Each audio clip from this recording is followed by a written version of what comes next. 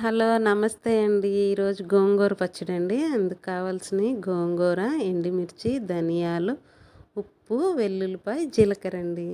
ఈ పచ్చడి ముందు ఏ రోటి పచ్చడి సరిరాదండి. ఇది కూడా రోటి పచ్చడే చేస్తాను నేను. అయితే ముందుగా కళాయి పెట్టుకుని దానిలో కొంచెం ఆయిల్ తీసుకుని ధనియాలు, ఎండుమిర్చి వేసుకోండి. ఎండుమిర్చి మీ కారాన్ని బట్టి అడ్జస్ట్ చేసుకోండి. గోంగూర పులుపు ఉంటుంది కాబట్టి కొంచెం ఎక్కువే పడతాయండి. చక్కగా ఇలా దోరగా వేయించుకుంటే ఎండుమిర్చిలో ఘాటు కూడా తగ్గుతుందండి, రుచినిస్తుంది బాగా. గోంగూరను కూడా నేను శుభ్రంగా కడిగేసుకుని ఈ కళాయిలోనే వేసుకుంటున్నానండి. అందులోనే కొంచెం ఆయిల్ కూడా వేసుకుంటున్నాను.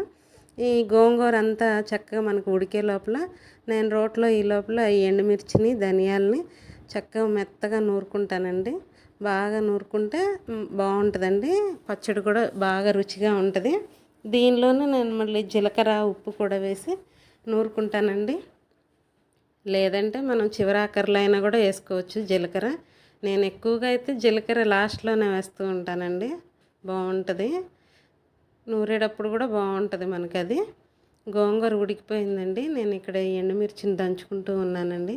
గోంగూరని ఉడికించేటప్పుడు కొంచెం బాగా ఆ కళాయిలో అడుగంటినట్టుగా నీరంతా పోయేదాకా ఉడికించుకోవాలండి. ఈ గోంగూర తెచ్చి ఈ నూరుకున్న ఎండుమిర్చిలోనే నేను రోట్లో వేసేసి బాగా నూరుకుంటానండి. దీనిలోనే ఉప్పు, జీలకర్ర, వెల్లుల్లిపాయ కూడా వేసేస్తానండి. మంచి వాసనతో బాగుంటుందండి. నోరూరించి గోంగూర పచ్చడి చాలా టేస్టీగా ఉంటుంది. చేసుకోండి.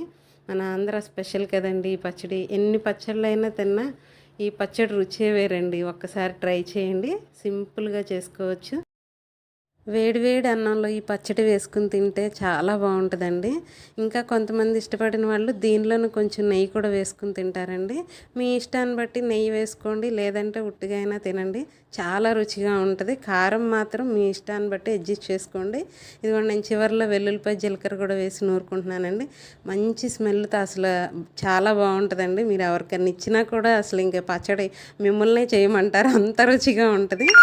మా ఛానల్ చూస్తున్నందుకు thank you so much. Like, share.